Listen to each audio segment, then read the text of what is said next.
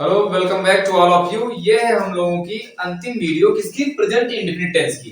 इसमें हम लोग पूरा कवर करने वाले हैं, जो कुछ छूटा है वो पूरा हो जाएगा इसमें। तो आइए हम लोग शुरू करें प्रेजेंट इंडेफिनिट की ये लास्ट वीडियो। तो ये लास्ट वीडियो शुरू करने से पहले हम लोग क्या करेंगे, एक बार थोड़ा से ये देख लेते हैं कि किसी भी टेंस को करने के लिए हमको क्या क्या चाहिए। कोई भी टेंस है उसको करने के लिए आपको सबसे पहले चाहिए हेल्पिंग वर्ब। क्या चाहिए? Helping verb. तो आप क्या करें, किसी भी टेंस के लिए लिख लें ये बात आप लोग ध्यान से। क्या कि किसी भी कोई भी टेंस है, आप लोग को बार बार पढ़ना ही नहीं, बार बार रूल उसको बार बार दोहराना नहीं है। एक बार पढ़ लेंगे सही से, पहला मैंने जैसे प्रेजेंट इंडेफिनिट पढ़ा दिया तो इसमें सब वैसे ही अप्लाई होगा। सिर्फ आपको बदलना क्या है, हेल्पिंग वर्ब और क्रिया की फॉर्म। किसी में फर्स्ट फॉर्म, किसी में थर्ड फॉर्म और किसी में सेकंड फॉर्म और किसी में आईएनजी फॉर्म लगती है। तो आप ये फॉर्म जरूर याद कर लें, क्योंकि यही रीढ़ की हड्डी है किसके, टेंस की। और फिर उसके बाद में रीढ़ की हड्डी के साथ में उसका जो मेरुरज्जु होता है वो है हेल्पिंग वर्ब। तो हेल्पिंग वर्ब क्या करेंगे, किसी भी टेंस के लिए लिखेंगे, किसी भी टेंस के लिए आपको करना है हेल्पिंग वर्ब याद। तो आप करने क्या, जितने भी टेंस को करना, किसी भी टेंस को अगर क्या बनाना है, आपको बनाना है अगर अंग्रेजी में तो उसको हेल्पिंग वर्ब याद कर लें। फिर क्या करें, उसका अगर अफर्मेटिव बनाना है तो सबसे पहले सब्जेक्ट लिखें। ओके, फिर उसके बाद में हेल्पिंग वर्ब अगर यूज होती है तो उसमें लिखें, नहीं यूज होती तो ना लिखें। जैसे कि प्रेजेंट इंडेफिनिट है, उसमें हेल्पिंग वर्ब कहां आती है, अफर्मेटिव में। डू नॉट और डज नॉट, यानी डू और डज नॉट वाले में आता है, डू और डज इंट्रोगेटिव में आ जाता है, लेकिन पहले नहीं आता है। जैसे वह जाती है तो सी गोज लिखते हो, सी डज को नहीं लिखते हो ना।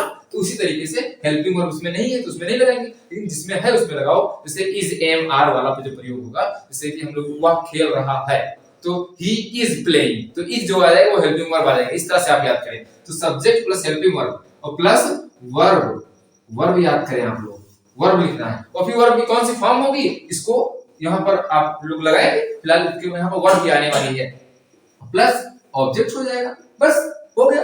अब ये कोई भी टेंस है, इसके लिए आप अफर्मेटिव ऐसे बना सकते हो। सिर्फ क्या याद करना है, हेल्पिंग वर्ब और क्या, वर्ब, यही दो चेंज करना है और सब में सब सेम रहेगा। अब बताओ हम सबके लिए रूल लिखें, सबके लिए क्या करें, तो ये ऐसा बहुत बड़ा हो जाएगा ना आप लोगों के लिए, फिर यही आपका प्रेशर बन जाता है। हम इसके बाद में जब टेंस पढ़ा देंगे आप लोगों को, फिर थोड़ा सा एडवांस लेवल बताएंगे, किस तरह से कंपटीशन में क्वेश्चन आते हैं, किस तरह से आप क्वेश्चन आंसर लिखने में यूज कर सकते हैं बातों को, कि बड़े बड़े लॉन्ग आंसर रटने से बेहतर है कि आप लोग किस तरह से सेंटेंस को, बड़े बड़े सेंटेंस को भी आसानी से कर सकें और क्वेश्चन आंसर को भी आसानी से बड़े बड़े पेज में लिख सकें। उसके लिए आप लोग ये फॉर्मूला याद कर लेंगे। और फिर मैं एक शॉर्ट ट्रिक के माध्यम से इतने में ही लिख दूंगा आपको और पूरे टेंस क्लियर हो जाएंगे। तो आप लोग पहले बेसिक तरीका समझेंगे किस तरह से लगता है, हमेशा रटने के पीछे ना भागो, हमेशा तरीका समझें कि किस तरह से क्वेश्चन को किया जाता है। चाहे वो कोई भी सब्जेक्ट हो, मैथ, फिजिक्स, केमिस्ट्री और ये इवन इंग्लिश, हिंदी, कुछ भी, उसका तरीका समझेंगे, ना कि उसको रटने के पीछे भागेंगे। रटोगे भैया एक दो दिन के बाद भूल जाओगे, तो समझोगे तो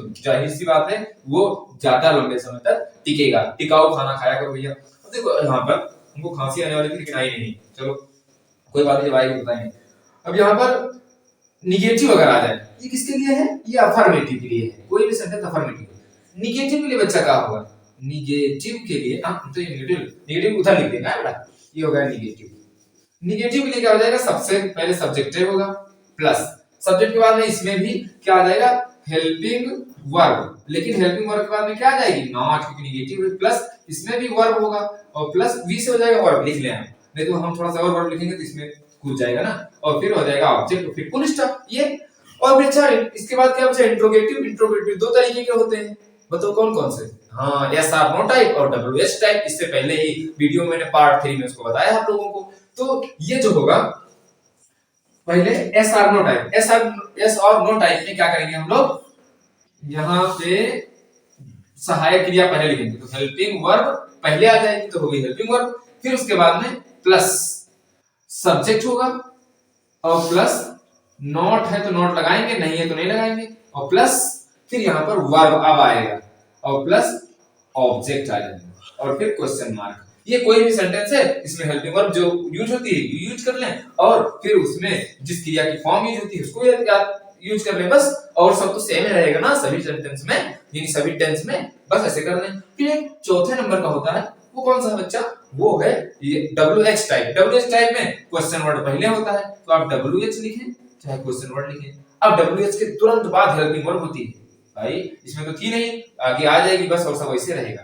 तो helping verb plus subject plus not आएगा तो लगा दिया भैया, ना इतना लगी हो, प्लस वर्ब और प्लस ऑब्जेक्ट। तो आप इस तरह से कर सकते हैं, कोई तो लास्ट में का हथियार ऐसा लगा दो, ये क्वेश्चन मार्क। ये चार हैं, आप याद कर लोगे तो आपके लिए बहुत ही शॉर्ट में सिर्फ क्या हेल्पिंग वर्ब याद करनी पड़ेगी, बस आराम से हो जाएगा। तो यहाँ से आप लोग इसको स्क्रीनशॉट ले लें, किसी भी टेंस के लिए आप लिख सकते हैं। ये है बेटा एस आर नो टाइप के लिए, एस और नो टाइप के लिए, और ये है डब्ल्यू एच के लिए। इस तरह से ये है आप लोगों के लिए एक बेहतर सा रिजल्ट, बेहतर सी एक आइडिया। ओके, अब हम लोग थोड़ा सा बढ़ते हैं आगे इसको मिटा करके, और आप लोगों ने तो इसकी फोटो खींच ही ली है, और फोटो खींचने के बाद में हम लोग कुछ थोड़ा से दाना पानी भी कर लेते हैं। और वो तुम्हारे लिए नाश्ता वाला डोज है हमारे पास, किसका, जो छूटा हुआ है। कौन सा छूटा है वो देख लो थोड़ा सा, प्रेजेंट इंडेफिनिट का जो छूटा हुआ है इंट्रोगेटिव का, वो देखें।